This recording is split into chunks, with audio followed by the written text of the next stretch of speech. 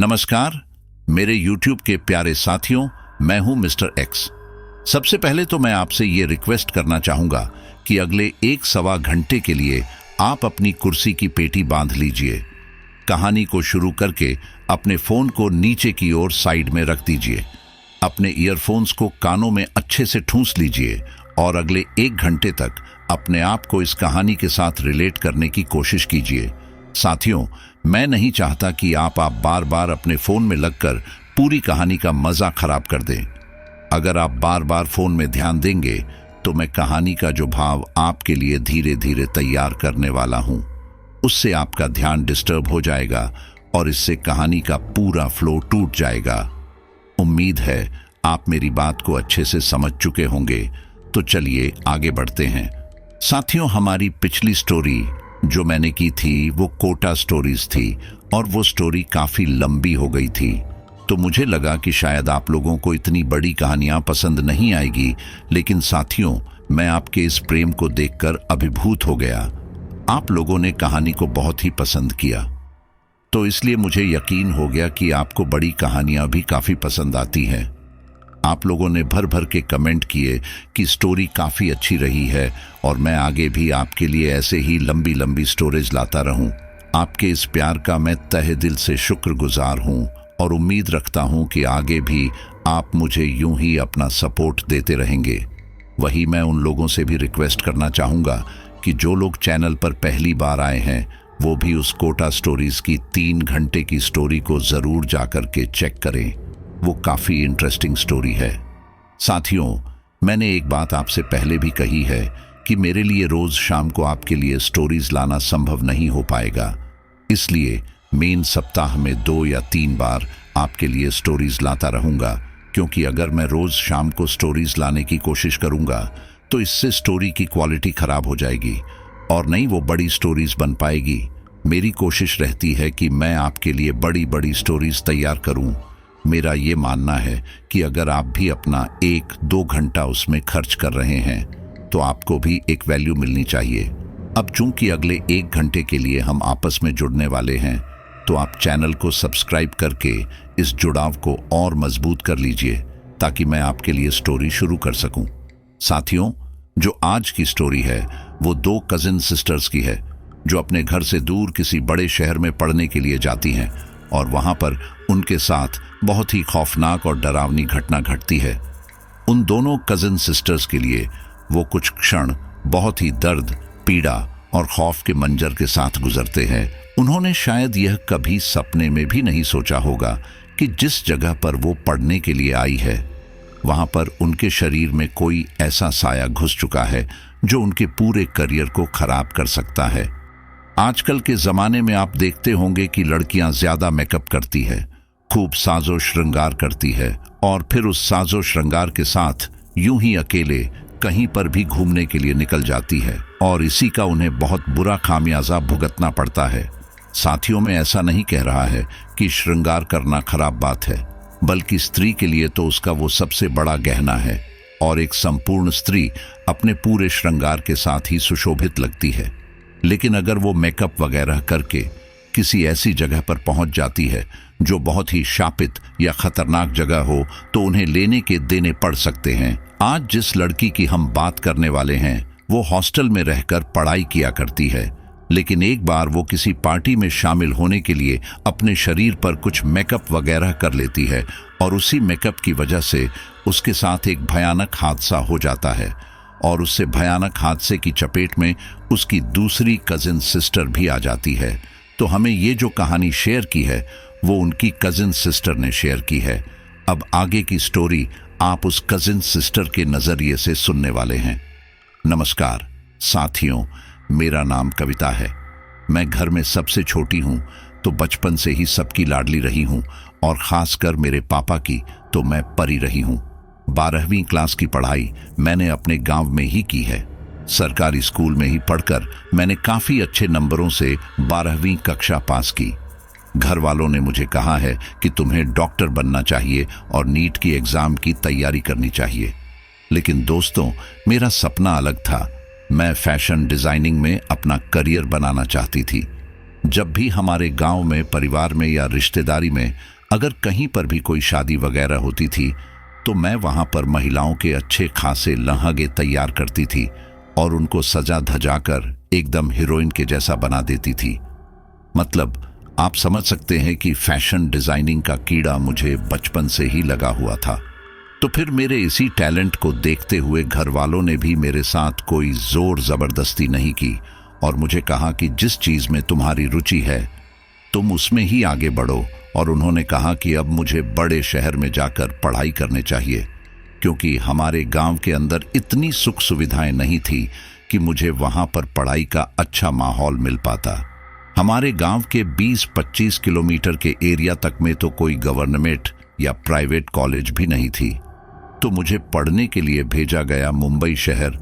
जी हाँ दोस्तों, वही सपनों का शहर जहां पर हर कोई अपनी किस्मत आजमाता है। लेकिन मैं यहाँ पर अपनी किस्मत आजमाने नहीं बल्कि अपनी मेहनत से अपने सपनों को पूरा करने आई थी। फैशन डिजाइनिंग के कोर्स के लिए मैंने यहाँ पर एक प्राइवेट कॉलेज में फर्स्ट ईयर में दाखिला लिया। फर्स्ट ईयर के बाकी लोगों की तरह मैं भी बहुत एक्साइटेड थी इस कॉलेज की नई नई दुनिया में। मेरा कॉलेज नवी मुंबई में था, जो कि मुंबई से ज्यादा दूर नहीं था। मैं कॉलेज के हॉस्टल में रहती थी। स्कूल के बाद घर से बाहर निकल के एक नए शहर में अपनों से दूर अकेले रहना मन को घबराहट और उत्साह दोनों से घेरे हुए था। और ऐसा होता ही है जब आप जवानी में होते हैं। कॉलेज के नए नए दोस्तों और इस नई जगह को देखकर मैं भी एक अलग ही उत्साह के साथ इस नए जीवन का आनंद उठा रही थी। हॉस्टल में रहने वाली लड़कियों से सिर्फ उनके गार्जियन ही मिलने आ सकते थे। चूंकि मेरा होम टाउन मुंबई से काफी दूर है तो माँ पापा का मुझसे मिलने आ पाना हमेशा मुमकिन नहीं था। इसलिए पापा ने मेरे लिए परमानेंट गार्जियन मेरी मामा जी की बेटी मोनिका को बना दिया, जो कि मुंबई में ही अंधेरी में एक बीटेक कॉलेज में फाइनल ईयर में थी। मोनिका मुझसे 3 साल बड़ी थी, लेकिन बचपन साथ में खेलने की वजह से मैं उसको दीदी नहीं बोलती थी, उसका नाम ही लेती थी। हम दोनों में बहनों वाला प्यार कम बल्कि दोस्ताना ज्यादा था। हम खुलकर एक दूसरे के साथ अपनी बातों को शेयर किया करते थे। हर महीने किसी एक वीकेंड में वह मुझसे मिलने चली आती थी। जब भी वो मिलने आती तो हम कभी पूरे दिन मेरे हॉस्टल में ही बिताते या कभी मुंबई के मार्केट में घूमने निकल जाते। उसने मुझे बंबई की कई सड़कों पर घुमाया, कई चीजों को दिखाया। पहली बार मैं अपने घर से बाहर निकलकर इतने बड़े शहर को अपनी आंखों से देखकर बड़ी खुश हो जाती थी। हम महीने में 1 या 2 बार सिनेमा देखने के लिए भी निकल जाया करते थे और जब कभी ज्यादा रात हो जाया करती थी तो मैं उसके पास ही सो जाया करती थी। और अगर कभी वो मेरे हॉस्टल की तरफ घूमने के लिए आई हुई होती तो वो मेरे पास रुक जाया करती थी। हालांकि बंबई अपने आप में एक बहुत बड़ा शहर है तो उसे मैं अभी भी पूरी तरह नहीं समझ पाई थी। तो जब कभी हम घूमकर जल्दी फ्री हो जाया करते थे तो वह मुझे अपने हॉस्टल तक छोड़कर जाया करती थी, क्योंकि मुझे अपना रास्ता मालूम नहीं रहता था। और फिर वो मुझे छोड़कर अकेले ही अपने हॉस्टल यानी अंधेरी के लिए निकल जाया करती थी। ऐसे बड़े ही अच्छे से हमारी लाइफ चल रही थी। लेकिन मैं उस दिन को कभी नहीं भूल सकती जब मेरी मोनिका के साथ ये भयानक हादसा हुआ था। मुझे आज भी याद है वह दिन जब मोनिका मेरे हॉस्टल आई थी। उसने मुझे बताया कि अगले हफ्ते उसके कॉलेज में उनकी फेयरवेल पार्टी है। चूंकि मैं फैशन डिजाइनिंग के कॉलेज में पढ़ने वाली स्टूडेंट थी तो वह चाहती थी कि मैं उसे पार्टी में पहनने के लिए कोई अच्छा सा डिजाइनिंग ड्रेस उसे दूं। तो मैंने अपनी ही कॉलेज में अपनी एक सीनियर के लिए एक अच्छा सा गाउन तैयार किया था। तो मैंने अपने सीनियर से उस पार्टी गाउन को उसे लाकर दे दिया, जो बहुत ही खूबसूरत रेड कलर का पार्टी गाउन था, जिस पर नायलॉन फैब्रिक के बहुत से छोटे बड़े गुलाब के फूल बने हुए थे। मोनिका का रंग एकदम फेयर है, बड़ी बड़ी काली गहरी सुंदर आंखें, काले लंबे घने बाल। और उसकी खूबसूरती को देखकर मैंने उससे मजाक में कहा, अरे यार मोनिका, तुझे तो यहाँ पर पढ़ते हुए लगभग 4 साल हो गए, क्या बंबई में कभी कोई बॉयफ्रेंड सेट किया कि नहीं? कभी मुझे भी तो उनसे मिला, मैं भी तो देखूं कैसे है मेरे होने वाली जीजा जी। तो वो हंसती हुई कहती है, अरे नहीं यार कविता, मुझे इन 4 सालों में कभी टाइम ही नहीं मिल पाया। मैं तो बस अपनी पढ़ाई में ही लगी रही, कभी एग्जाम्स, कभी टेस्ट, कभी प्रैक्टिकल, और फिर ऊपर से इतना सारा प्रेशर कि कहीं कुछ और सोचने का टाइम ही नहीं मिला। तो मैं कहती हूँ, अरे कम से कम कॉलेज में तो कोई होगा ही जो तुम्हारे ऊपर लट्टू होगा। अच्छा शर्माओ मत, मुझे बता दो, मैं किसी को नहीं कहूंगी। मोनिका कहती है, अरे यार कॉलेज की तो बात ही मत कर, वहां पर मैं अकेली ही लड़की थोड़ी ना हूं, वहां पर तो सभी लड़कियां बन ठन करके घूमती हैं, तो सभी लड़के ऐसे ही एक दूसरे पर नैन मटकाते हुए घूमते रहते हैं। अब वहां पर पता ही नहीं चल पाता कि कौन लड़का किस पर लट्टू है। हाँ, 1-2 लड़के हैं क्लास में जिनसे मेरी अच्छी बातचीत होती है, लेकिन मैंने कभी इस ओर ध्यान ही नहीं दिया कि वो मुझे पसंद करता है या नहीं करता है। लेकिन अच्छा, तुम बताओ, तुम्हें भी तो यहां आए हुए अब 2 महीने हो चुके हैं, क्या किसी से बातचीत हुई? तो मैंने कहा, अरे बिल्कुल नहीं यार, हाँ लड़कियों से बातचीत होती है, लेकिन कोई लड़का वगैरह नहीं मिला। अभी जब तुमसे ही 4 साल में कोई सेट नहीं हुआ, तो मुझसे 2 महीने में ही कैसे उम्मीद कर सकती हो? अच्छा, बातें तो ऐसे ही चलती रहेंगी, तुम जल्दी से इस गाउन को पहनकर ट्राई कर लो।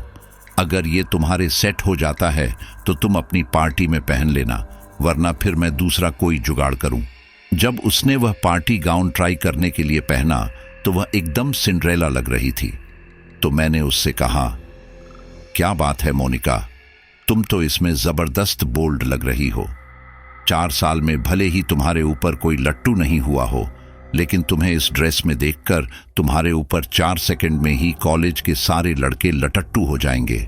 सच कहूं, उस पर वह ड्रेस एकदम फिटिंग की थी, इसलिए वो उसे लेकर अपने साथ कॉलेज लेकर चली गई।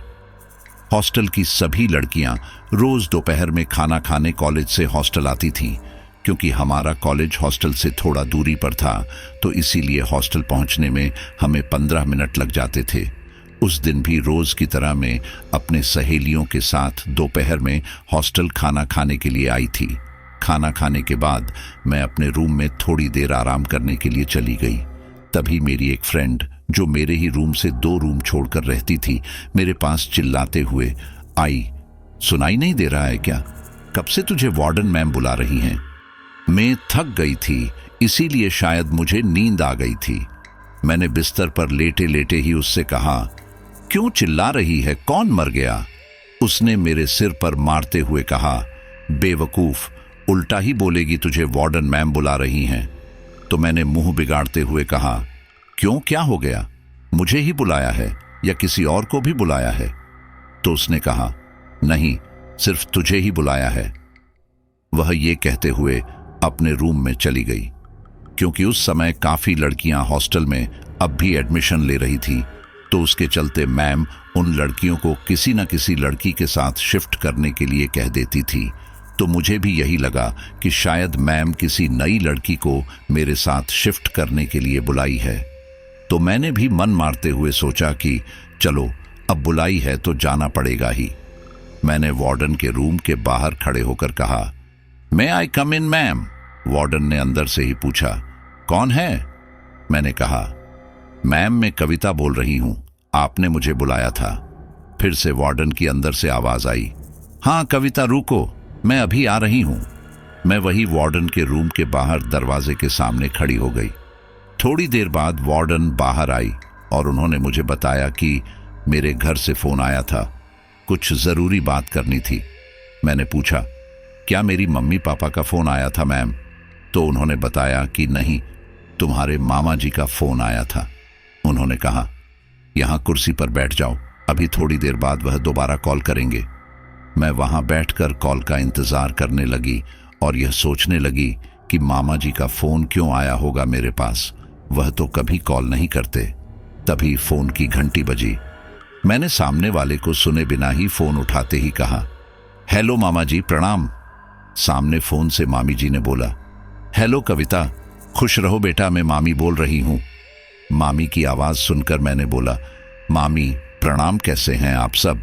तो मामी ने कहा, हम लोग यहां पर सब ठीक हैं, तुम ठीक हो ना? तो मैंने कहा, हाँ मामी मैं ठीक हूं, बताइए क्या बात करनी थी? फिर जो मामी जी ने बताया उसे सुनकर मैं हैरान और परेशान दोनों हो गई।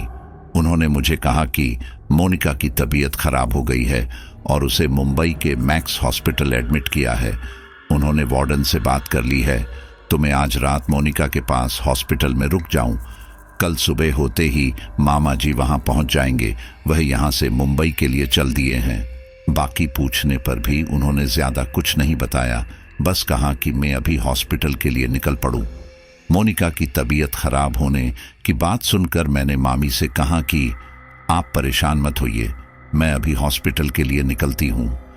लेकिन अब जो बात मुझे हैरान कर रही थी वह यह कि अचानक से मोनिका को क्या हुआ होगा। वह कल ही तो मेरे पास गाउन लेने के लिए आई थी और उस समय वो बिल्कुल सही लग रही थी और मेरे से हंस हंस कर बातचीत कर रही थी। और फिर कल शाम को फेयरवेल पार्टी होने के बाद भी उसने फ़ोन करके नहीं बताया कि उसे कुछ हो गया है। फिर अचानक से आज उसकी तबीयत खराब कैसे हो सकती है। और वैसे भी आज शाम को हम मिलने ही वाले थे क्योंकि वो मुझे गाउन को वापस लौटाने आने वाली थी। लेकिन उससे पहले ही मेरे पास मामी जी का फ़ोन आ जाता है।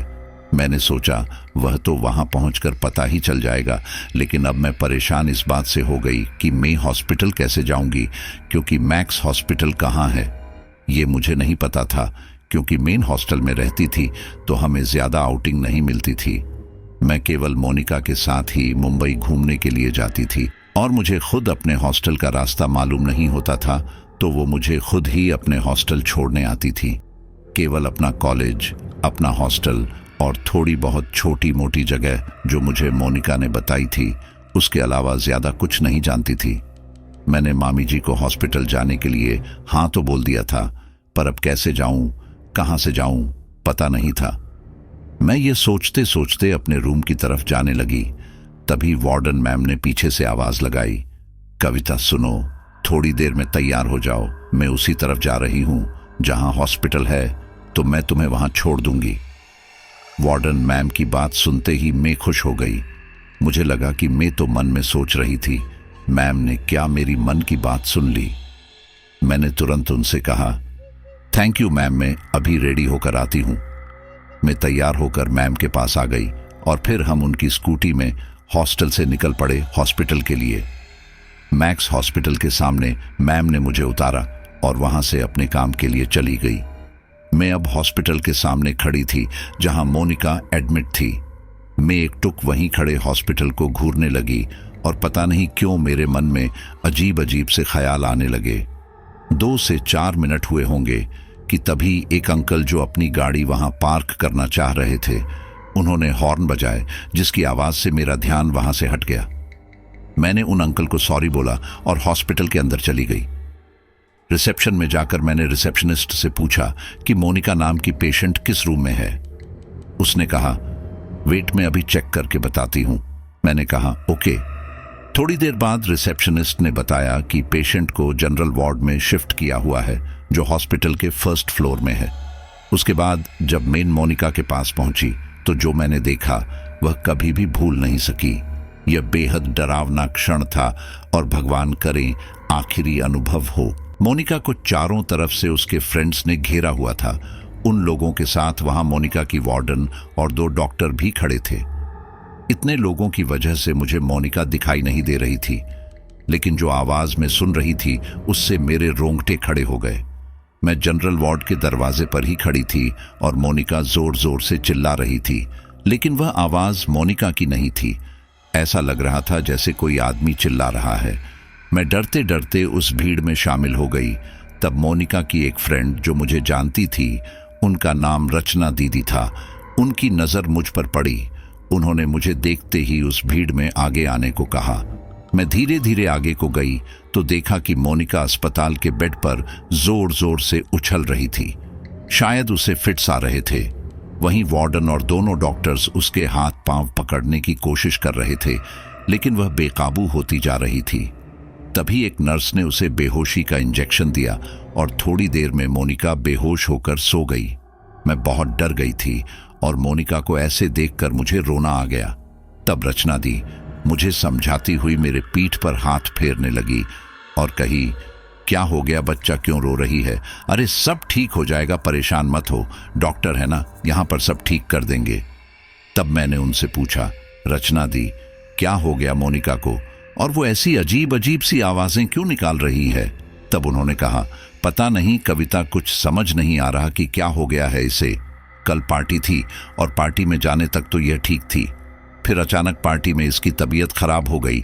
तब मैं इसे इसके रूम पर छोड़कर पार्टी में चली गई, लेकिन जब वापस आए तब देखा कि इसकी तबीयत और भी ज्यादा खराब हो गई थी। फिर वार्डन मैम को बताकर हम इसे हॉस्पिटल ले आए, लेकिन यहाँ डॉक्टर कह रहे हैं कि इसकी सभी रिपोर्ट सही हैं। फिर भी पता नहीं इसे ऐसे फीट्स क्यों आ रहे हैं। शायद किसी बात की टेंशन से हो रहा है, इसीलिए इसके नर्वस सिस्टम का भी स्कैनिंग हुआ है।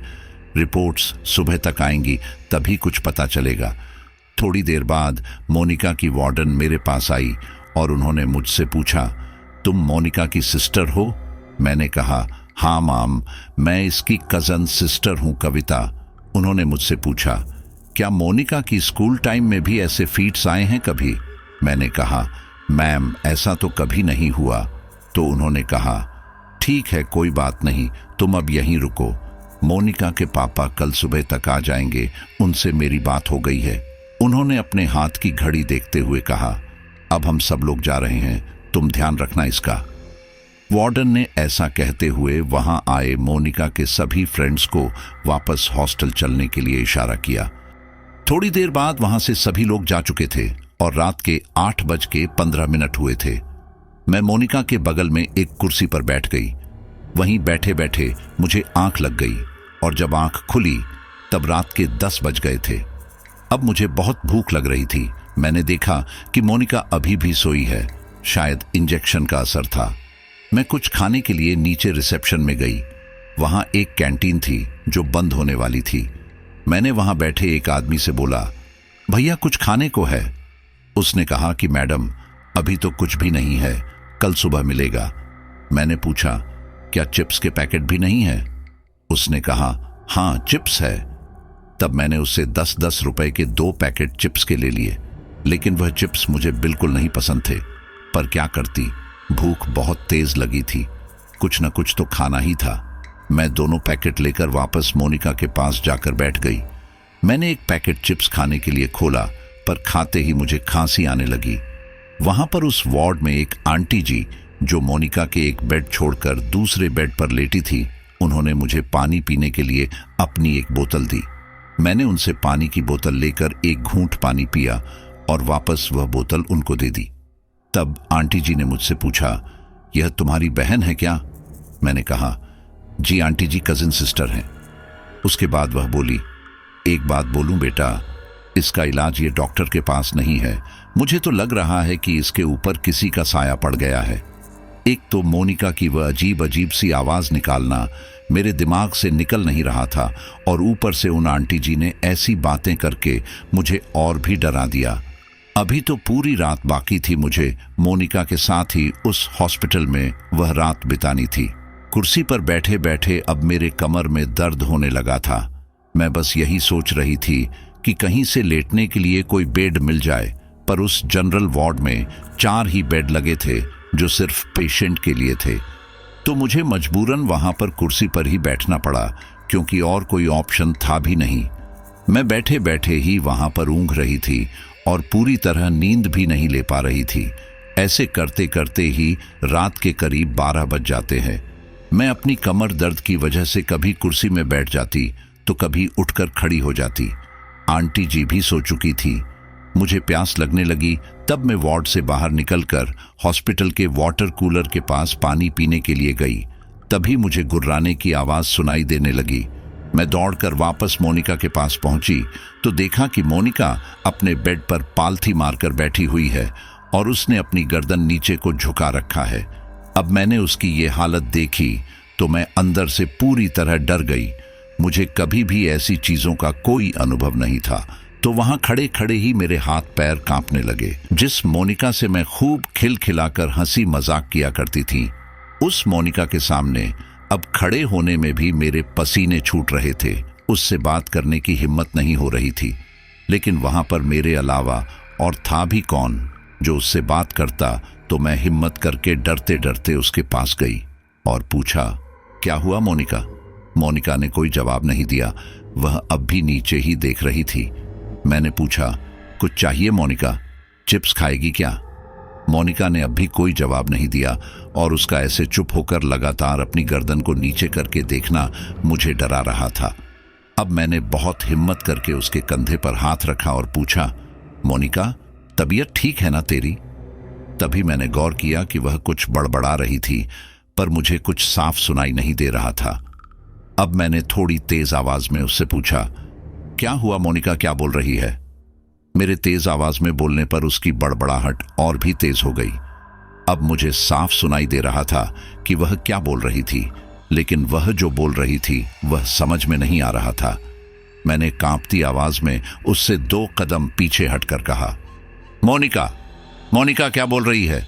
और उसके मुंह से आवाज आ रही थी, हिना को निपानिया, आही रूर रूर, आही रूर रूर, हिना को निपानिया, आही रूर रूर, आही रूर रूर। ऐसा बोलते हुए वह जोर जोर से हिलने लगी। उसकी आवाज से वहां पर बाकी लोग जो सोए थे वह भी उठ गए।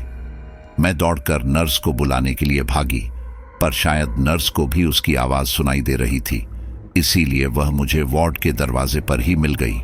मैंने कहा, नर्स देखो, पता नहीं क्या हो गया है मोनिका को। उसने मोनिका को देखा और तुरंत डॉक्टर को बुलाने के लिए गई। थोड़ी देर बाद डॉक्टर आए और उनके साथ एक कंपाउंडर भी था। नर्स और कंपाउंडर ने मिलकर मोनिका के हाथ पांव पकड़े और डॉक्टर ने फिर से मोनिका को एनेस्थीसिया का इंजेक्शन लगा दिया। इंजेक्शन लगते ही मोनिका फिर से बेहोश हो गई। मैंने डॉक्टर से पूछा, सर क्या हुआ है इसे, ये ऐसा क्यों कर रही है? डॉक्टर ने बताया कि मोनिका की बाकी रिपोर्ट्स तो सही है, पर फिर भी जैसा वो कर रही है इसकी वजह दिमागी टेंशन भी हो सकती है। उन्होंने बताया कि वार्डन बता रही थी कि मोनिका के कॉलेज में कैंपस सिलेक्शन के लिए कंपनियां आ रही हैं और शायद इसी बात की उसे टेंशन हो गई है, पर वह सुबह रिपोर्ट के आने के बाद ही बता सकते हैं कि फाइनली उसे हुआ क्या है। तभी एक अंकल डॉक्टर के पास आए और उनसे बोले, सर क्या आप इस लड़की को किसी दूसरे वार्ड में शिफ्ट कर सकते हैं? मेरी वाइफ हार्ट पेशेंट है और यह लड़की जब भी होश में आ रही है तो जोर जोर से चिल्ला रही है, जिसके वजह से मेरी वाइफ का बीपी हाई हो रहा है। प्लीज आप इसे किसी दूसरे वार्ड में शिफ्ट कर दीजिए। बाकी पेशेंट्स को सिर्फ एक पेशेंट की वजह से प्रॉब्लम फेस करनी पड़ रही है। तो डॉक्टर ने उन्हें कहा, देखते हैं क्या कर सकते हैं, और ऐसा कहकर वहां से चले गए। थोड़ी देर बाद डू वार्ड बॉय वहां मोनिका को दूसरे वार्ड में शिफ्ट करने के लिए आ गए। वो मोनिका को बेड से उठाकर स्ट्रेचर पर लेटाने लगे। मैंने पूछा, भैया कहां ले जा रहे हैं आप इसे? एक वार्ड बॉय ने कहा, बगल वाले वार्ड में शिफ्ट कर रहे हैं, यहां बाकियों को डिस्टर्ब हो रहा है। उन लोगों ने उसे उठाया और दूसरे वार्ड में ले जाकर लेटा दिया, फिर वहां से चले गए। अब उस वार्ड में केवल मैं और मोनिका ही थे। वहां वो जिस बेड में लेटी थी उसके अलावा 2 बेड और थे जो खाली थे। मैं अपने मन में सोचने लगी कि वाह क्या किस्मत है। अभी थोड़ी देर पहले ही मैं सोच रही थी कि कहीं से कोई बेड मिल जाता, और मिल भी गया। लेकिन अब ये बेड मेरे लिए बेकार है, क्योंकि उस वार्ड में मोनिका के साथ सोना मेरे लिए अकेले भूतिया मूवी देखने के बराबर था, और उस कमरे में रुकना भी मुझे यथोचित नहीं लग रहा था। इसलिए मैं उस कमरे में नहीं रुकी और बाहर रखे बेंच पर बैठ गई। मैं सोने की कोशिश कर रही थी कि शायद नींद आ जाए और यह भयानक रात कट जाए, लेकिन खाली पेट किसे नींद आती है। डर और भूख के मारे नींद तो छूमंतर हो गई थी। बस अब मैं भगवान से एक ही चीज मना रही थी कि मोनिका को अब सुबह से पहले होश ना आए। मैं बार बार अपनी घड़ी देखती, फिर मोनिका को देखती और फिर खड़े होकर इधर उधर टहलने लगती। समय कट ही नहीं रहा था, ऐसा लग रहा था मानो रात खत्म होने को ही नहीं है। मैंने अपने कान में ईयरफोन लगाए और हनुमान चालीसा लगाकर वही बेंच पर बैठ गई। 2 से 3 बार हनुमान चालीसा रिपीट करने के बाद मुझे नींद आ गई, और जब सुबह आंख खुली तो करीब सुबह के 4:15 हो गए थे। जब लोगों की आवाजाही शुरू हो गई थी उस समय मेरे पेट में इतने भयंकर भूख के चूहे कूद रहे थे कि मैंने मोनिका के रूम में जाकर उसको देखने की कोशिश भी नहीं की कि वो ठीक से उठी कि नहीं, कहीं वो वहां से गायब तो नहीं हो गई है। मैंने तो बस तुरंत रिसेप्शन में जाकर देखा तो वहां कैंटीन खुल गई थी। मैंने चैन की लंबी सांस ली और कैंटीन में जाकर भरपेट नाश्ता किया। 10 मिनट बाद मामा जी अपनी गाड़ी से वहां पहुंच गए। मैंने उनको रिसेप्शन के अंदर आते हुए देख लिया था। मैंने तुरंत ही अपना बचा हुआ नाश्ता हाथ में लिया और मामा जी के पास दौड़ती हुई आ गई। मैंने मामा जी के पैर छूते हुए कहा, मामा जी प्रणाम। उन्होंने बड़े प्यार से मेरे सिर पर हाथ रखकर मुझे आशीर्वाद दिया। फिर हम दोनों मोनिका के पास पहुंचे तो वहां एक नर्स उसके पास खड़ी थी और उसका बीपी चेक करते हुए उससे बात कर रही थी। मोनिका भी बिल्कुल नॉर्मल थी। जैसा मैंने कल रात को देखा था वैसे वह बिल्कुल नहीं थी, बल्कि बहुत अच्छे से उस नर्स से बात कर रही थी। मैं उसे देखकर बहुत हैरान थी और खुश भी थी कि मोनिका नॉर्मल हो गई है। मामा जी मोनिका के पास जाकर बैठे गए और उसके सिर पर हाथ रखकर बोले, मोनिका बेटा, अब सब ठीक है, मैं आ गया हूँ। मामा जी को देखकर मोनिका की आंखें बड़ी बड़ी हो गईं। वह उनको घुर के देख रही थी जैसे कि उसने उन्हें पहचाना ही ना हो। मामा जी बहुत ही नियम धर्म में रहने वाले इंसान हैं। वह भगवान पर बहुत ही आस्था रखते हैं। इसी वजह से उनमें कभी कभी माँ भगवती अवतरित होती है। इसलिए जैसे ही मामा जी ने मोनिका के सिर पर माँ भगवती का नाम लेकर हाथ रखा को वैसे ही चिल्लाने लगी, बिल्कुल वैसे ही जैसे वो रात को चिल्ला रही थी। उसको देखते ही मामा जी को समझ आ गया कि उसे मेडिकली कोई प्रॉब्लम नहीं है, बल्कि कोई रूहानी शक्ति ने उसे अपने वश में किया है। अब बस उन्हें यह जानना था कि वह इस रूहानी शक्ति के पकड़ में कैसे आ गई। मोनिका का चिल्लाना, चीखना कल रात से और भी भयानक हो गया था। वह ऐसे चीख रही थी जैसे कि उसके प्राण ही निकल रहे हों। उसे देखकर नर्स तुरंत बाहर की तरफ भागी। उसने बाहर जाकर डॉक्टर को बताया कि डॉक्टर पेशेंट को फिर से फिट्स आ रहे हैं। उधर मामा जी ने कुछ जाप करना शुरू कर दिया। सर्व मंगल मांगल्ये शिवे सर्वार्थ साधिके शरणे त्र्यंबके गौरी नारायणी नमोस्तुते। जाप करते हुए मामा जी ने तुरंत अपनी जेब से एक डब्बी निकाली और उसे खोलकर उन्होंने मोनिका के माथे पर मां भगवती का विभूत लगाया। विभूत के लगते ही मोनिका का चीखना चिल्लाना धीरे धीरे कम होने लगा। डॉक्टर यह देखकर अचंभित तो थे, लेकिन वह कुछ बोले नहीं। वह सोच रहे थे कि कल तक तो बिना इंजेक्शन के मोनिका को बिल्कुल भी आराम नहीं आ रहा था, तो फिर इसके पापा ने ऐसा क्या किया कि वह बिना इंजेक्शन के ही सो गई। साथियों, वैसे विज्ञान भूत प्रेत को मानता तो नहीं है, लेकिन वह इस चीज को नकारता भी नहीं है। लिखित में ना सही, पर वैज्ञानिकों को भी किसी न किसी तरीके से इस शक्ति की अनुभूति जरूर हुई है।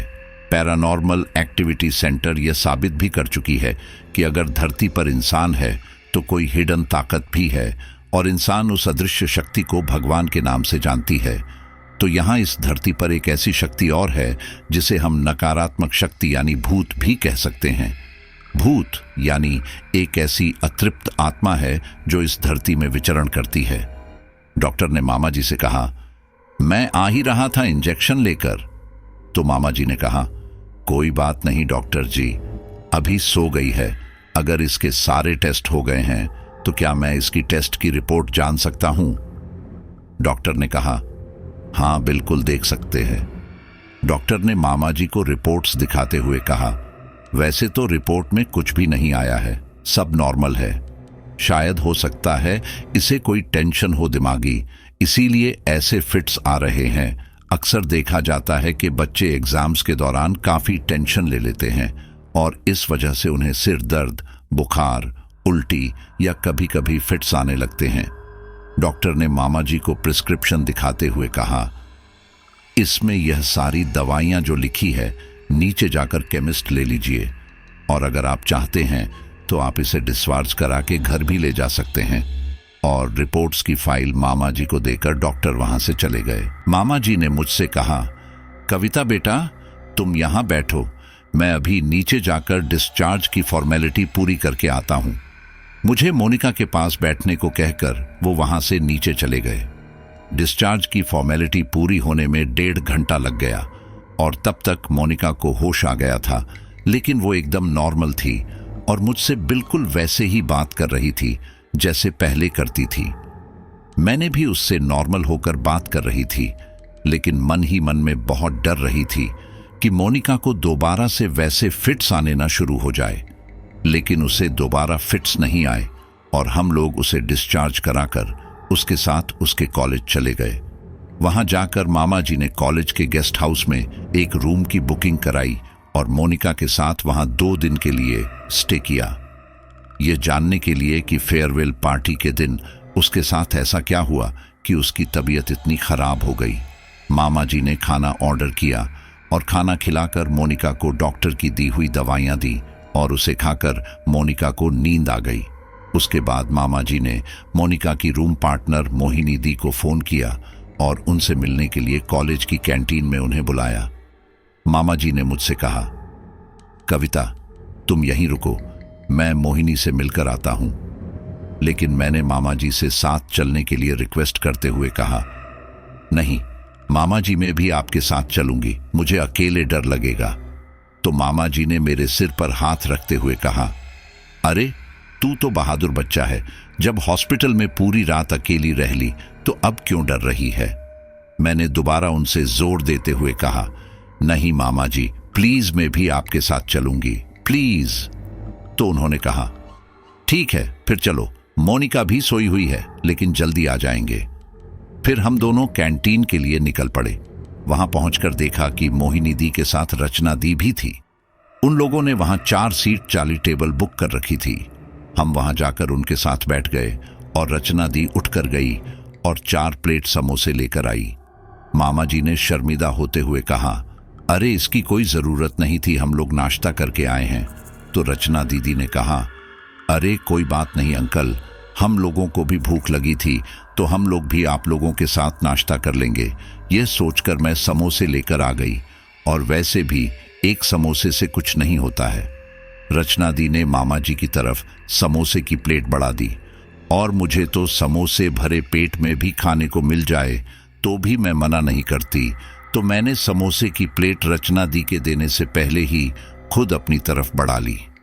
मामा जी ने समोसा नहीं खाया क्योंकि उन्हें मोनिका की चिंता हो रही थी कि कहीं वह उठ ना जाए।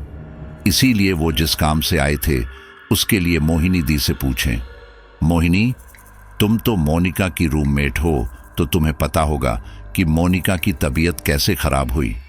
क्योंकि डॉक्टर के हिसाब से उसकी सभी रिपोर्ट नॉर्मल है, पर मुझे लगता है कि इस पर हवा पानी का असर है। मोहिनी दी ने नासमझ भाव में पूछा, हवा पानी का असर मतलब कहना क्या चाहते हैं। तो रचना दी ने बीच में ही मोहिनी दी का हाथ दबाते हुए कहा, मतलब अंकल जी, आप यह कहना चाहते हैं कि मोनिका के ऊपर कोई भूत प्रेत चढ़ गया है। तो मामा जी ने अपने विश्वास पर दृढ़ता दिखाते हुए कहा, मैं निश्चित तौर पर तो नहीं कह सकता हूं, पर जहां तक मेरा अनुभव है मुझे तो ऐसा ही लग रहा है। बाकी तो दवाइयां अपना काम करती रहेंगी, और अगर मेरा शक इस तरफ गया है तो मैं अपना प्रयत्न भी करके देखता हूं, शायद मेरी प्रार्थना काम आ जाए। मोनिका को तो तुम देख ही चुकी हो, कितनी बुरी हालत हो गई है उसकी। 2 दिन में सूख कर कांटा हो गई है। आंखों के नीचे इतने डार्क सर्कल मैंने आज तक नहीं देखे उसके। ऐसे अचानक से ऐसी कौन सी बीमारी हो गई, मुझे तो समझ नहीं आ रहा। ऐसा कहते हुए मामा जी की आवाज में उदासीनता छा गई। मोहिनी दी ने हैरानी जताते हुए कहा, अंकल जी 4 साल पूरे होने को है बीटेक के, लेकिन आज तक मोनिका को नॉर्मल सर्दी जुकाम के अलावा कुछ नहीं हुआ। उसकी ऐसी हालत तो हम भी पहली बार ही देख रहे हैं। फिर मामा जी ने उन लोगों से पूछा कि क्या वह बता सकते हैं कि मोनिका की तबीयत एग्जैक्ट किस दिन बिगड़ी। तब मोहिनी दी ने बताया कि पार्टी में जाने से पहले तो वो बिल्कुल ठीक थी। इनफैक्ट जब तक वो लोग ब्यूटी पार्लर में थे तब भी वह ठीक थी, पर पार्लर से जब सब कॉलेज पहुंचे तब वो बोली कि उसके सिर में दर्द हो रहा है। तो बीच में ही बोलते हुए रचना दी ने कहा, हाँ अंकल जी, वह मेरे पास हिस्प्रिन लेने भी आई थी। अब मामा जी ने आगे जानने की उत्सुकता जताते हुए पूछा, अच्छा फिर क्या हुआ। रचना दी ने कहा, फिर मैंने उसे डिस्प्रिन तो दे दी, लेकिन उससे कहा कि वह उसे अभी न खाए, पार्टी में कुछ खा ले, उसके बाद ही खाना। उसके बाद हम लोग पार्टी में चले गए। मामा जी उनकी बातें ध्यान से सुन रहे थे।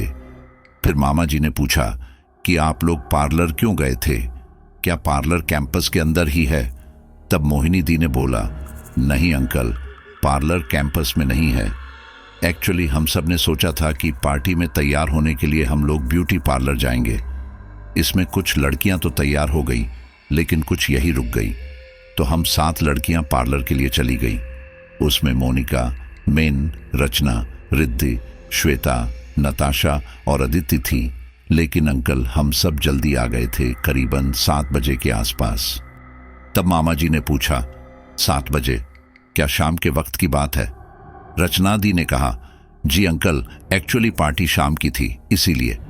अब मामा जी को कुछ कुछ समझ में आने लगा कि क्या हुआ होगा। दरअसल मोनिका का कॉलेज जिस जगह पर था, वहां जाने के लिए एक बड़े से नाले को पार करना पड़ता था, और वह नाला बहुत ही गंदा और गहरा था। वहां के कुछ लोग जो वहां स्थायी रूप से रहते थे, अपनी नजर टोटके उतारकर उस नाले में डाल दिया करते थे। मामा जी को भी समझ में आने लगा था कि शायद उस नाले को पार करते वक्त मोनिका के ऊपर वह प्रेत सवार हो गया।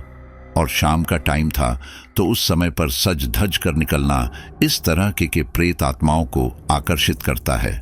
मामा जी का शक उन्हें सही लगने लगा था, लेकिन वह इस बात को निश्चित तौर पर साबित करने के लिए खुद उस आत्मा से यह बात बुलवाना चाहते थे कि वह कहां से और कैसे मोनिका के ऊपर आ गई है। मामा जी को तंत्र विद्या का थोड़ा बहुत ज्ञान था। इसी के बल पर वह उस आत्मा से उसके बारे में पूछना चाहते थे। अब मामा जी और मैं कैंटीन से गेस्ट हाउस की तरफ निकल पड़े। रूम के सामने पहुंचकर मामा जी ने अपनी जेब में से रूम की चाबी निकाली और रूम का दरवाजा खोलकर अंदर की तरफ गए तो देखा कि मोनिका वहां बिस्तर पर नहीं थी। मामा जी थोड़ा घबराए और उन्होंने बाथरूम की तरफ देखा। मेन बाथरूम की तरफ गई और बाहर से मोनिका को आवाज दी, मोनिका, मोनिका, अंदर है क्या? मोनिका ने कोई जवाब नहीं दिया। मैंने फिर से बोला, मोनिका, अंदर है क्या? हम लोग आ गए हैं। पर अब भी मोनिका ने कोई जवाब नहीं दिया। मामा जी ने घबराकर दरवाजे पर हाथ मारा तो देखा कि बाथरूम का दरवाजा खुला है और अंदर कोई नहीं था। मैं और मामा जी बहुत घबरा गए कि मोनिका कहां चली गई। उन्होंने तुरंत वहां पर रखे इंटरकॉम से रिसेप्शन पर फोन करने के लिए रिसीवर उठाया और नंबर डायल करने लगे। तभी उनकी नजर मेरे पीछे दीवार की छत की तरफ पड़ी और लड़खड़ाते आवाज में बोले, अरे बेटी मोनिका। मामा जी को ऐसे बोलने पर मैंने पीछे मुड़कर देखा तो मोनिका दीवार की छत पर छिपकली की तरह चिपकी हुई थी, और मैं जैसे ही खुद को संभालती उससे पहले मोनिका मेरे ऊपर कूद पड़ी। मैं जोर से जमीन पर गिर गई और वह मेरे ऊपर चढ़कर मुझे नोचने लगी। मामा जी ने तुरंत उसे पीछे से पकड़कर मुझे छुड़ाना चाहा तो उसने एक ओर से हाथ मामा जी की तरफ मारा, जिससे मामा जी दूर जाकर दीवार से टकरा गए। मैं बहुत कोशिश कर रही थी मोनिका को खुद से अलग करने की, पर उसकी ताकत पर मेरा जोर नहीं लग पा रहा था। ऐसा लग रहा था जैसे कि मेरे ऊपर कोई 80 किलो का आदमी चढ़ गया है। मोनिका का वजन मोनिका से कई अधिक गुना अधिक हो चुका था। मैं और जोर से चिल्ला रही थी, मोनिका, मोनिका, छोड़ मुझे। तो मोनिका के मुंह से एक भयानक से पुरुष की आवाज आती है, नहीं जाऊंगा, कहीं नहीं जाऊंगा, इसे नहीं छोड़ूंगा, इसे अपने साथ ले जाऊंगा, ये केवल और केवल मेरी है। तभी मामा जी उठे और जोर जोर से मां भगवती का जाप करने लगे। जय मां भगवती, जय मां भगवती, सर्व मंगल मांगल्ये शिवे सर्वार्थ साधिके शरणे त्र्यंबके गौरी नारायणी नमोस्तुते। जय मां भगवती, जय मां भगवती। और उन्होंने मोनिका को पीछे से पकड़ लिया। उनकी पकड़ में आकर मोनिका जोर जोर से रोने लगी और बोली, छोड़ दो पापा मुझे बहुत दर्द हो रहा है। मामा जी ने उसकी आवाज सुनकर जाप का उच्चारण बंद कर दिया। तब मोनिका जोर जोर से आदमी की आवाज में हंसने लगी। मामा जी को समझ में आ गया कि ये आत्मा उनके साथ छल कर रही है। मोनिका की बीच बीच में रोने की आवाज निकालकर मामा जी ने पूरे विश्वास के साथ मां भगवती का उच्चारण करना शुरू कर दिया और हाथ में मां भगवती का विभूति लेकर मोनिका के माथे पर लगा दिया। विभूति के लगते ही मोनिका छटपटाने लगी। उसने उसी छटपटाहट में मुझे एक जोरदार थप्पड़ जड़ दिया। थप्पड़ इतनी जोर का पड़ा कि मेरे मुंह से खून निकल गया और मैं वहीं बेहोश हो गई। मामा जी मेरी तरफ मुझे संभालने के लिए दौड़े तो मोनिका जोर जोर से हंसते हुए दरवाजा खोलकर बाहर की तरफ भाग गई। मामा जी ने मुझे तुरंत वहीं छोड़ा और वह मोनिका के पीछे दौड़े। उन्होंने देखा मोनिका ऊपर की तरफ दौड़ रही थी। वह उसे पकड़ने के लिए उसके पीछे भागे। मोनिका रुको बेटा। मामा जी उसे पकड़ पाते कि उससे पहले वह मामा जी की आंखों के सामने से ओझल हो गई। थोड़ी देर में पीछे से मामा जी को गेस्ट हाउस के मैनेजर ने आवाज लगाई, सर सर आप कहां जा रहे हैं? मामा जी मैनेजर की आवाज सुनकर वहीं रुक गए। उन्होंने उससे कहा, अरे वो मोनिका ऊपर की तरफ भागी है। मामा जी मैनेजर को सीढ़ियों से ऊपर की तरफ इशारा करते हुए बता रहे थे कि अचानक पीछे से आवाज आई, पापा। मामा जी ने पीछे मुड़कर देखा तो वहां मोनिका खड़ी थी। मामा जी तुरंत ऊपर की तरफ देखने लगे, फिर मोनिका की तरफ। उनको लगा कि वह आत्मा फिर से उनके साथ छलावा कर रही है। उन्होंने तुरंत जोर जोर से मां भगवती का नाम लेना शुरू किया तो मोनिका ने मामा जी के कंधे पर हाथ रखकर कहा, पापा मैं बिल्कुल ठीक हूं।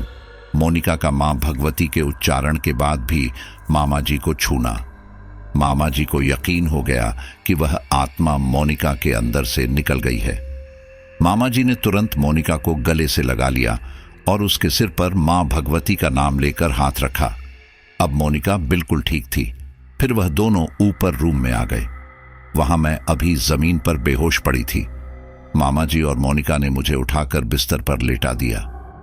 मैं दिन भर बेहोश पड़ी रही। शाम को मामा जी ने मुझे उठाना चाहा, पर मैं बहुत तेज बुखार में थी। मोनिका ने मेरे माथे पर ठंडी पट्टी करी। फिर रात का खाना खाकर मोनिका मेरे बगल में आकर सो गई। मामा जी भी वहीं कुर्सी पर बैठे बैठे सो गए थे। आधी रात को कुछ गुनगुनाने की आहट से मामा जी की नींद खुली। उन्होंने आधी खुली आंखों से देखा कि मैं दीवार की तरफ मुंह कर अपना सर दीवार पर पटक रही थी। मामा जी ने तुरंत मुझे आवाज दी, कविता। मामा जी की आवाज सुनकर मैंने अपना सिर पटकना रोक दिया और दीवार की तरफ मुंह करे बैठी रही। मामा जी ने पूछा, क्या हुआ? कविता वहां क्यों बैठी है?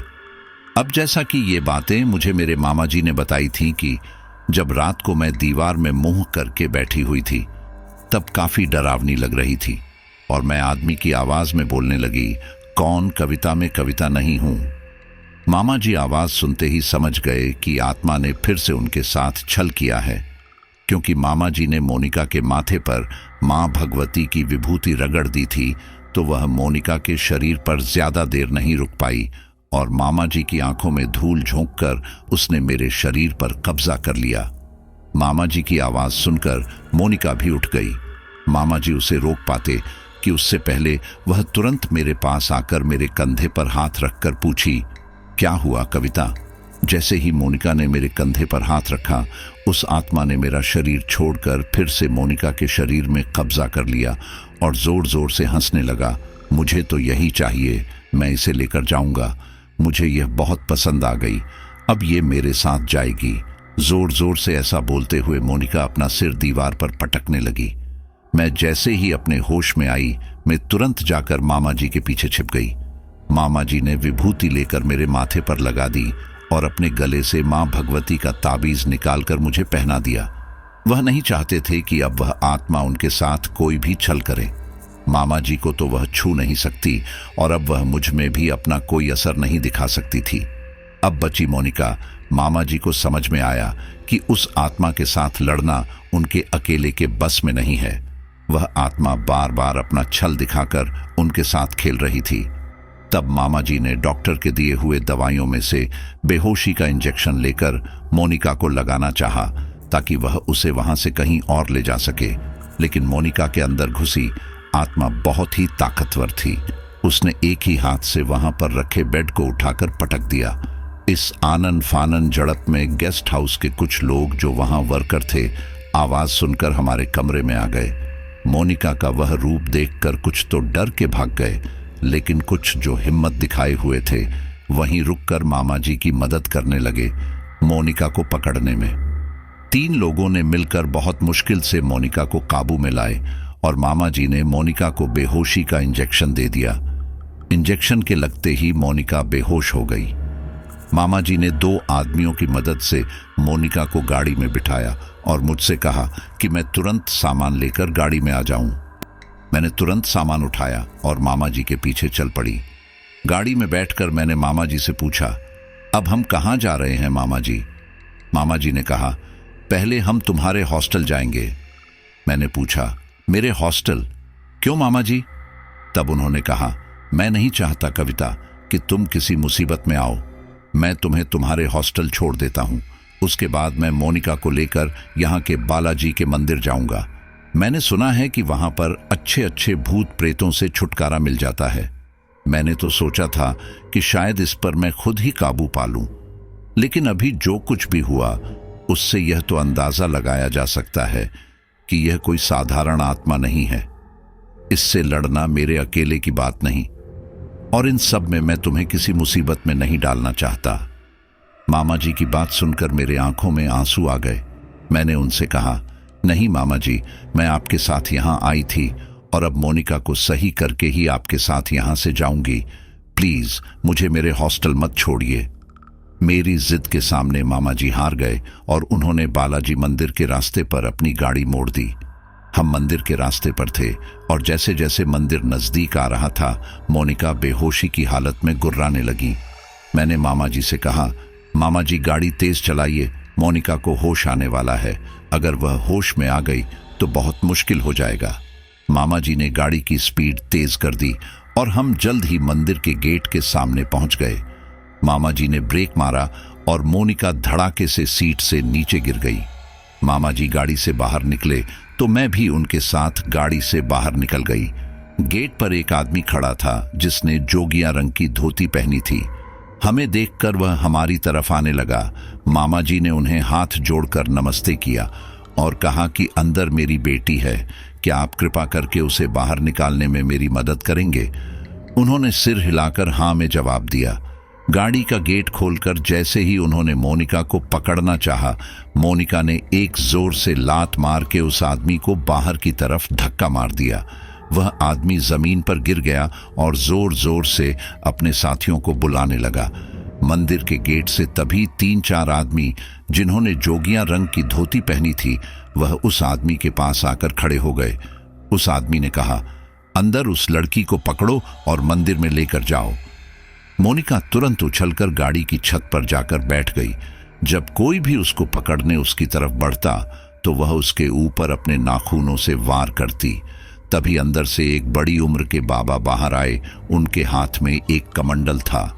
उन्होंने उस कमंडल में से थोड़ा सा जल अपनी अंजलि में लिया और कुछ मंत्रों के जाप का उच्चारण करने लगे। फिर वह जल उन्होंने मोनिका के ऊपर छिड़क दिया। जल के पड़ते ही मोनिका बेहोश होकर गाड़ी की छत से नीचे गिर पड़ी। मामा जी ने तुरंत उसे जाकर अपनी गोद में उठा लिया। वह इतनी जोर से गिरी थी कि उसके गाल पर नील पड़ गई। उसके बाद हम लोग मंदिर के अंदर चले गए। मंदिर अंदर से बहुत ही ऊंचा था और अंदर केसरिया रंग की हनुमान जी की करीबन 15 से 18 फुट की मूर्ति थी। बाबा जी ने मामा जी को इशारे से मोनिका को हनुमान जी के सामने लेटाने को कहा। उसके बाद 2 आदमी अंदर से लोहे की जंजीर लेकर बाहर आए। उन्होंने एक खंभे पर मोनिका को लोहे की जंजीरों में बांध दिया। मामा जी वहां पर हाथ जोड़े खड़े थे। तब उन बाबा जी ने मामा जी से पूछा, आप लोग कहां से आए हैं? तब मामा जी ने उनको अपना परिचय दिया और बताया कि यह जो लड़की है वह उनकी बेटी है। मामा जी को बाबा जी ने आश्वासन देते हुए कहा, कोई बात नहीं, सब ठीक हो जाएगा। अब तुम वहां पर हो जहां से अच्छे अच्छे भूत पिचास से इंसानों को छुटकारा मिला है। बालाजी महाराज के सामने कोई भी बुरी शक्ति टिक नहीं पाती है। बाबा जी ने मोनिका की तरफ देखते हुए कहा, पहले हमें यह पता लगाना पड़ेगा कि यह इस आत्मा के वश में कैसे आ गई और यह आत्मा कौन है, तभी हम इसका निदान कर सकते हैं। फिर वहां से वो एक कमरे में चले गए। मामा जी और मैं वहीं पर जहां खड़े थे बैठ गए। थोड़ी देर बाद शाम की आरती होने वाली थी। वहां सब लोग आरती की तैयारी में लग गए। मोनिका अभी भी उस खंभे में बेहोश बंधी थी। दिए जलाए गए, घंटे बजे और सब लोग जोर जोर से बालाजी की आरती करने लगे। मैं और मामा जी भी हाथ जोड़कर वहीं खड़े होकर आरती गाने लगे। तभी मेरी नजर मोनिका की तरफ पड़ी। मोनिका जोर जोर से चिल्ला रही थी, चुप हो जाओ, चुप हो जाओ। अपने आप को उस जंजीरों से छुड़ाने की कोशिश कर रही थी। जैसे जैसे आरती और घंटे बजते मोनिका की तड़प और तेज होने लगती। थोड़ी देर में आरती समाप्त हो गई और मोनिका का चिल्लाना भी बंद हो गया। मोनिका की ऐसी हालत देखकर मुझे उस पर दया आ रही थी। मैंने मामा जी से कहा, मामा जी, क्या मोनिका को इस तरीके से लोहे की जंजीरों में बांधना जरूरी है? उसे कितना दर्द हो रहा है? मामा जी ने कहा, जब तक मोनिका के शरीर से वह प्रेतात्मा बाहर नहीं निकल जाती तब तक मोनिका की यह कष्ट झेलना पड़ेगा, नहीं तो वह आत्मा उसके शरीर से कभी नहीं निकल पाएगी। थोड़ी देर में बाबा जी एक मोर पंख का बना हुआ झाड़ू हाथ में लिए मोनिका के सामने खड़े हो गए और उस झाड़ू से मोनिका के शरीर पर मारते हुए उससे पूछें, बोल कौन है तू और कहां से आया है? अपना परिचय दें। बाबा जी के पूछने पर मोनिका आदमी की आवाज में जोर जोर से चिल्लाने लगी और बोली, नहीं बताऊंगा, बिल्कुल नहीं बताऊंगा। तब बाबा जी ने कमंडल में से जल निकालकर मोनिका के ऊपर डाला। जल के पड़ते ही मोनिका रोने लगी और मामा जी की तरफ देखकर बोली, पापा मुझे छुड़ाओ, बहुत दर्द हो रहा है पापा। फिर वह मुझसे बोली, कविता बचा मुझे बहन। मामा जी ने मुझे मेरा हाथ पकड़कर अपना सिर नामे हिलाते हुए मना किया। मैं वहीं चुपचाप बैठी रही। फिर बाबा जी ने मोनिका के चारों ओर राख से गोल घेरा बनाया और उसके सामने पालथी मारकर बैठ गए। बाकी के जो आदमी थे वह भी उन बाबा के साथ हाथ जोड़कर बैठ गए और कुछ मंत्रों का जाप करने लगे। बाबा जी ने मोनिका से फिर पूछा, बोल कौन है तू और कहां से आया है? इस बच्ची को छोड़ दे, तुझे क्या चाहिए बता।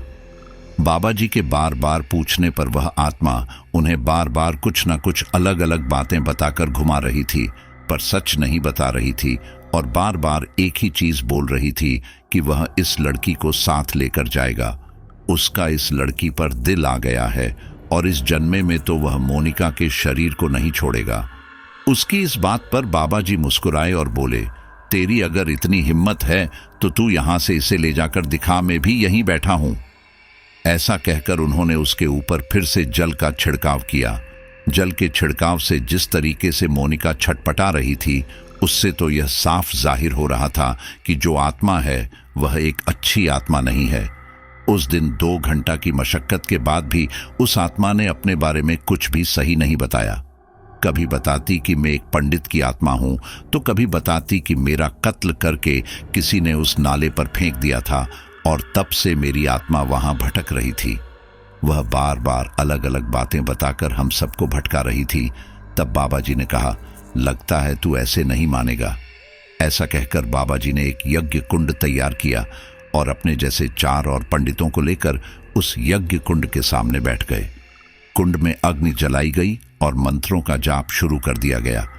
अब की बार मोनिका के अंदर घुसी आत्मा रो रो कर बोलने लगी, बंद कर दो ये सब, मुझे बहुत कष्ट हो रहा है, अब सहन नहीं होता, बंद करो ये सब। पर बाबा जी चुप नहीं हुए और मंत्रों का जाप तेज तेज करने लगे। कभी मोनिका की आवाज में वह रोने लगी तो कभी जोर जोर से हंसने लगी। वह बार बार हमें भटकाने की कोशिश कर रही थी, लेकिन बाबा जी जानते थे कि आत्माएं अपने बचाव में इस तरीके की हरकतें करती हैं। इसीलिए वह चुप नहीं हुए और मंत्रों के जाप को जारी रखते हुए यज्ञ कुंड में आहुतियां डालते रहे। आहुतियों से जो धुआं निकल रहा था उससे मोनिका को बहुत कष्ट हो रहा था। वह बिन पानी की मछली की तरह तड़प रही थी। बाबा जी ने अब आहुतियां डालनी बंद करी और कहा, अब बता कि कौन है तू और कहां से आया है? इस बच्ची को छोड़ दें, नहीं तो तुझे हम नहीं छोड़ेंगे। अब शायद वह आत्मा हार मान गई थी। तब उसने बताया कि वह मोनिका के शरीर में कैसे आया। आत्मा मोनिका के शरीर में से बोलने लगी, मैं एक मुस्लिम की आत्मा हूं, बहुत समय से उस नाले के आसपास ही में रहता था। जब उस दिन यह लड़की लाल रंग के कपड़े में उस नाले को पार करने के लिए वहां से गुजरी, तभी मेरी नजर उस पर पड़ी। इसके शरीर से आती महक ने मुझे अपनी ओर आकर्षित कर लिया। मुझे यह बहुत पसंद आ गई और मैंने तभी मन बना लिया कि मुझे इसी के साथ जाना है, मुझे इसी के शरीर में रहना है। और इसके बाद मैंने उसके शरीर को अपने वश में कर लिया और अब मैं इसे अपने साथ ही लेकर जाऊंगा। बाबा जी यह निश्चित करने के लिए कि वह अब भी कोई छलावा न कर रहा हो, उस पर कमंडल में से जल निकाल के छड़का और कहा, सच बोल नहीं तो। तब वो आत्मा बोली, मैं सच बोल रहा हूं, मुझे यहां से बाहर जाने दो, मुझे घुटन हो रही है इस जगह पर। बाबा जी ने कहा, ऐसे नहीं जा सकता तू यहां से, पहले तुझे इस लड़की के शरीर को छोड़ना होगा, तभी तुझे यहां से बाहर जाने का रास्ता मिलेगा। तब वह आत्मा शैतानी हंसी में बोला, अगर मैं इसे छोड़ता हूं तो तुम मुझे क्या दोगे? बाबा जी बोले, बोल तुझे क्या चाहिए? तुझे जो चाहिए वह मिलेगा, लेकिन इस लड़की को छोड़ना पड़ेगा तुझे। आत्मा बोली, मुझे गाय का गोश्त चाहिए। बाबा ने कहा, मुझे पता था कि तू अपनी शैतानी चाल चलेगा, तुझे मालूम है कि हम ब्राह्मण हैं और हम तुझे गाय का गोश्त नहीं दे सकते, इसीलिए तू हमसे यह मांग रहा है, पर तेरी चाल मेरे सामने नहीं चलेगी। ये कहते हुए बाबा जी ने वहां रखे हुए लोहे के चाबुक पर विभूति रगड़ी और चाबुक से मोनिका के ऊपर वार करने लगे। मोनिका कभी अपनी आवाज में रोती तो कभी उस आत्मा की आवाज में। जब भी वह अपनी आवाज में रोती तो वह मामा जी और मुझसे मदद की गुहार लगाती। मुझसे यह सब नहीं देखा जा रहा था। मैं उठकर मंदिर के उस कमरे से बाहर चली गई और बाहर जाकर रोने लगी। तभी एक आंटी जी ने मेरे कंधे पर हाथ रखकर मुझसे कहा, बेटा परेशान मत हो, बाबा जी सब ठीक कर देंगे। मेरे बेटे को भी एक आत्मा ने पकड़ रखा था, पर यहां आकर बाबा जी ने उसे ठीक कर दिया। बालाजी महाराज में बहुत शक्ति है, उन पर विश्वास रख। उनकी बात सुनकर मुझे थोड़ा संतोष हुआ। फिर मैं मंदिर के बाहर लगी पानी की टंकी में जाकर अपना मुंह धोने लगी। मुंह धोते समय मुझे पता ही नहीं चला कि कब वह ताबीज जो मामा जी ने मुझे दिया था वह टूट के कहीं गिर गया था। मैं फिर मंदिर के अंदर आ गई। अंदर क्या हो रहा था अब मुझे नहीं पता चला रहा था। मैं बस बाहर खड़ी भगवान से प्रार्थना कर रही थी। तभी मुझे मोनिका की चीखने की आवाज आई। मैं दौड़कर मंदिर के दरवाजे पर जाकर खड़ी हुई तो मुझे ऐसा लगा जैसे मेरे अंदर किसी तेज धारदार चीज ने मुझ पर वार किया और मैं वहीं बेहोश होकर गिर गई। जब मुझे होश आया तो मैंने अपने आप को जंजीरों में जकड़ा हुआ पाया। मैं मामा जी की तरफ देखकर रो रही थी। दरअसल जब बाबा जी उस चाबुक से मोनिका के ऊपर वार कर रहे थे तो वह आत्मा मोनिका के शरीर से बाहर निकल गई, जिसकी वजह से मोनिका ने एक जोर से चीख निकाली और चीख सुनकर जैसे ही मैं बाहर जाने वाले रास्ते पर खड़ी हो गई तो वह आत्मा मेरे अंदर प्रवेश कर गई। बाबा जी जानते थे कि आत्मा मोनिका का शरीर छोड़कर मेरे शरीर में प्रवेश कर गई है, इसीलिए उन्होंने अब मुझे उस लोहे की जंजीरों से बांध दिया था। मैं बाबा जी की तरफ घूरे जा रही थी और उसके बाद मैंने उनसे मदद की गुहार लगाई। उन्हें खुद को छोड़ने के लिए मन्नत मांगी, पर बाबा जी मुझे सिर्फ देखे जा रहे थे।